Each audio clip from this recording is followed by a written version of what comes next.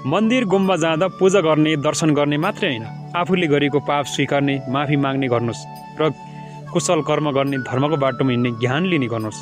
अनि मनभित्र भएका रिस, राग, घमण्ड, अहङ्कार त्यो मन्दिर गुम्बामै छोडेर आउनुहोस्, भगवान्लाई नै छोडेर आउनुहोस् र मेरो मनमा राम्रो विचार आओस्, राम्रो भावना आओस् भन्ने सोध्नुहोस्।